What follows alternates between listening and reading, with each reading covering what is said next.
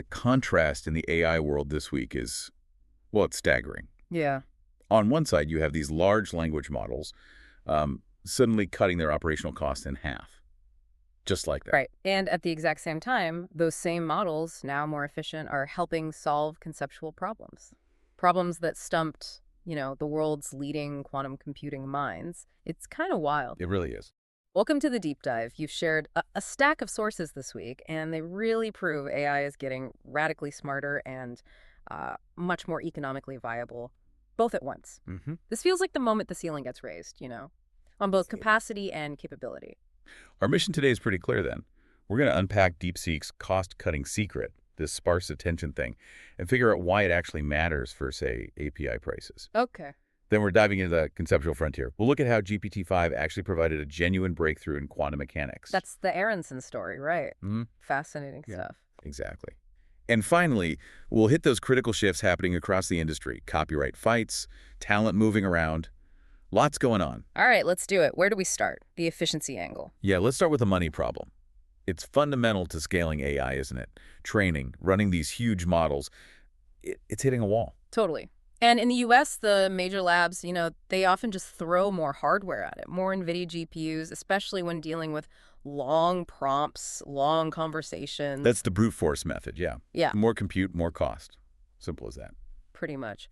But DeepSeek, being based in China, operates under different, let's say, resource constraints. They were kind of forced to find a smarter way to scale up. A different path. And they found a massive one. They just dropped this model, DeepSeek v3.2 XP, and the headline here is huge.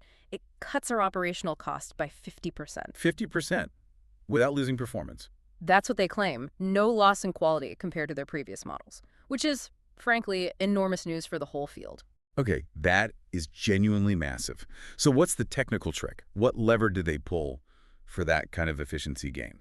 The secret, or maybe the not-so-secret anymore secret, is sparse attention. Sparse attention, okay. Yeah. And to get why it's such a big deal, you got to remember how the original LLM architecture works, that 2017 transformer model. Right, the foundation for most of this stuff. Exactly. It uses this process where basically every single word looks at every other single word in the whole sequence. It compares everything to everything. Like that analogy of Lego blocks. Yeah. Every block has to talk to every other block to figure out the structure. That's a good way to put it. And it works fine for short bits of text. But imagine a document with, say, 10,000 words. Uh-oh. Yeah, that comparison process just explodes. It hits what's called quadratic scaling. Basically, if you double the length of the input, the computation cost goes up by 4 times. Oh. It gets exponentially slower and way more expensive as your inputs get longer. Which explains why trying to summarize a really long document with AI can feel sluggish, and why it often costs more credits or tokens. That quadratic thing is the bottleneck. It's the economic and technical bottleneck, absolutely. Now, sparse attention, which DeepSeek is using here, it completely changes that process. How so? Well, instead of comparing every word to every other word, it's smarter.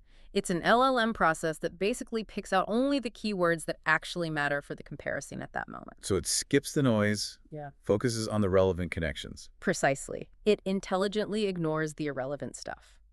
And how did they engineer that? How do you make the model know which words to skip? They built this tiny specialized system. They call it the lightning indexer. Lightning indexer, okay. This little indexer helps the main model prioritize which connections are important, which words need to talk to which other words, and that shifts the scaling away from that awful dollar. Towards something more manageable, like linear. Closer to linear, yeah. Much, much more manageable. And that's what suddenly makes really long context economically viable. And they published benchmarks showing it holds up. Like, performance is still good compared to their old dense model, v3.1 Terminus. Yep. They claim no performance drop, but half the compute cost. Okay, but you mentioned the original transformers from 2017. Is sparse attention brand new science? That's the interesting part. Not really. OpenAI was actually pioneering sparse transformers back in 2019, and Google released something similar called Reformer in 2020. So the idea has been around for years. Exactly. But DeepSeek seems to be the first major lab to really openly publish their specific implementation, the results, the cost savings. They kind of put it all out there, made the tech public in a way. And the impact is already happening. Oh, yeah. API prices for handling long inputs, they've already been slashed up to 50% in some cases. Wow. And this matters for you, the listener, because systems like, say, ChatGPT, they often still reprocess all the previous words in your conversation every time you add something new. Right, which is why those chat sessions can feel like they're slowing down the longer they go on. It's that silent tax on interaction length. Sparse attention helps fix that. Okay, so here's the probing question then. If this tech is so good at cutting costs, and it's not exactly brand new, why has OpenAI been so quiet about using it, or if they're using it, in GPT-4 or GPT-5? That's a really good question, and it hints at maybe some economic friction, you could say. While the tech is proven, fully adopting it might mean rethinking or even partially abandoning massive investments already made in GPU clusters designed for the old, dense way of doing things. So yeah, efficiency remains this kind of hidden scaling constraint for all the big players. Okay, so we've tackled the money problem, the efficiency leap. But what about the actual brain power, the capability side? Right. Let's talk about Scott Aaronson, the quantum computing legend. We're shifting gears now from saving money to, well, actual conceptual breakthroughs. Yeah, this is where it gets really, really interesting for me. Aronson was deep into this notoriously tricky quantum proof. It concerns something called QMA. QMA. Okay, for those of us not deep in complexity theory, what is that in simple terms? Simple terms. Okay, think of it like this. You know MP problems. Problems where if someone gives you a solution, you can check it quickly on a regular computer. Right. QMA, or quantum Merlin-Arthur, is basically the quantum version of that. It deals with proofs that need a quantum computer to verify quickly. Got it. Quantum NP. Kinda? Kinda, yeah. And Aronson was stuck on a specific part. He was trying to prove that a new method he found for amplifying the certainty of these QMA proofs was truly optimal. He couldn't quite nail down the perfect mathematical verifier function. So a technical roadblock in his own mathematical work. A human stuck point. Exactly. And so he turned to GPT-5 thinking for help. Just ask the AI. Yep. And what happened next is pretty remarkable, especially given who Aronson is. Apparently, the model gave a couple of unhelpful ideas at first. Okay, typical AI sometimes. Right, but Aronson gave it some course correction, nudged it a bit, and then GPT-5 suggested a specific mathematical function. And this function, it worked. It broke his mental block completely. And the key thing here is Aronson's reaction, right? What did he say about it? He called the suggestion non-obvious and genuinely useful. How obvious. Yeah. And he even added this quote, which I think just says it all. If a grad student had given it to me, I'd have called it clever. Wow. Okay, clever. Yeah. From Scott Aaronson about an AI suggestion on quantum complexity theory. Right.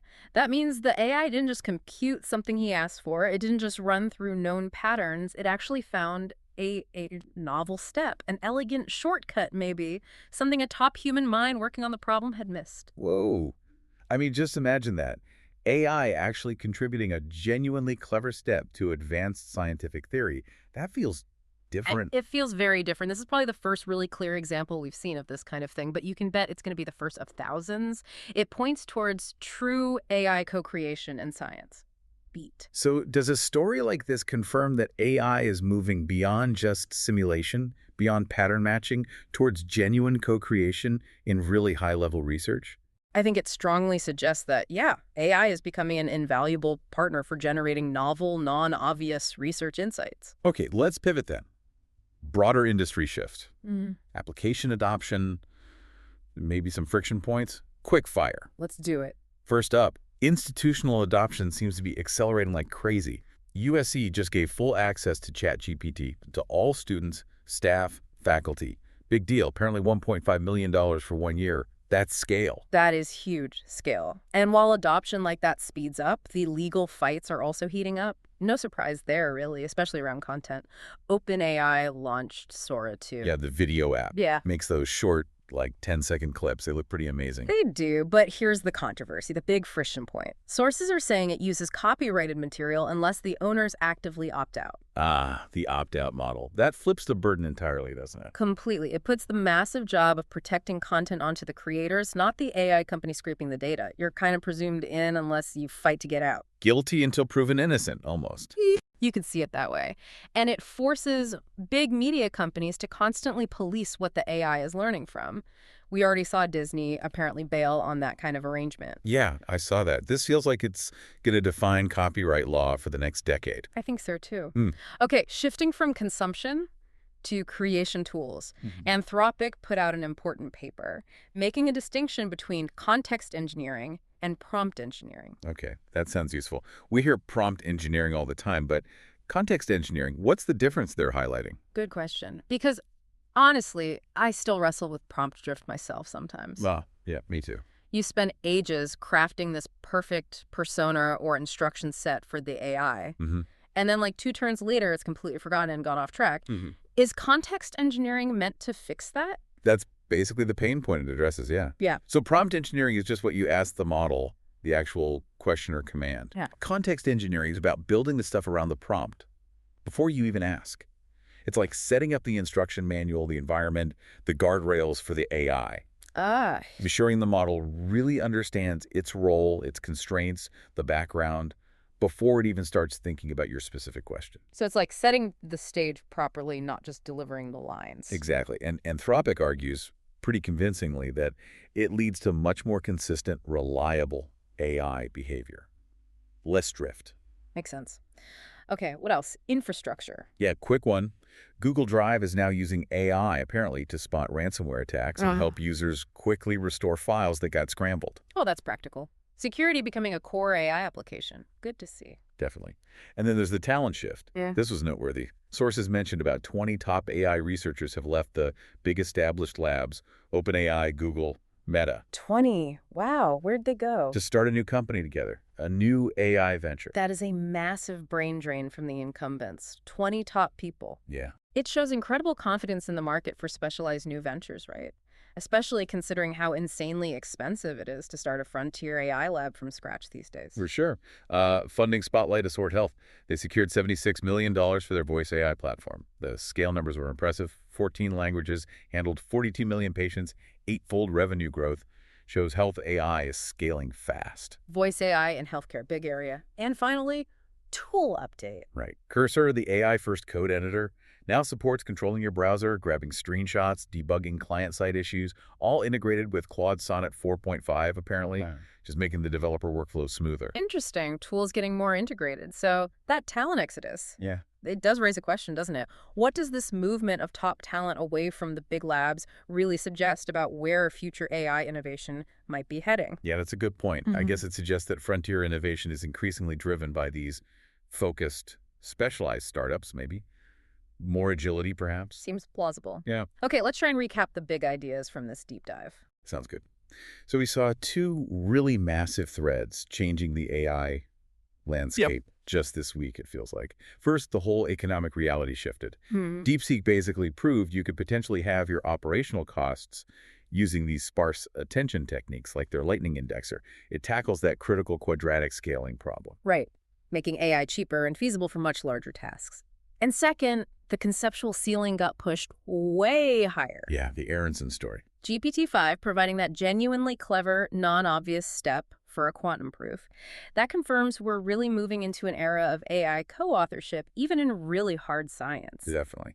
And then layered on top of that, you have all these critical industry shifts happening fast. Yeah, the rapid adoption, like at USC, the looming copyright battles, especially over that Sora 2 opt-out model. Right. And that talent fragmentation, top researchers leaving big labs for nimbler startups. So the whole AI landscape, it feels like it's simultaneously maturing, becoming more efficient, more stable, and accelerating, getting dramatically more capable, tackling harder problems. It's kind of doing both at once. Yeah, that's a good way to put it, maturing and accelerating. So for you listening, maybe explore one of those quick hits we mentioned. Good idea. You can look into the details of Anthropic's context engineering paper, see if it helps your own AI interactions. Or maybe dig into the implications of that Sora 2 opt-out model for copyright and creative work. Yeah, lots to dig into. But here's the final, maybe provocative thought we want to leave you with. Okay. If AI can demonstrably help break conceptual roadblocks in something as complex as quantum theory today, what previously intractable scientific problem, maybe in medicine or material science or fundamental physics, what's it going to tackle next year? That is something to think about. Where does this capability actually lead us? A big question. Well, thank you for sharing your sources with us for this deep dive. Always fascinating.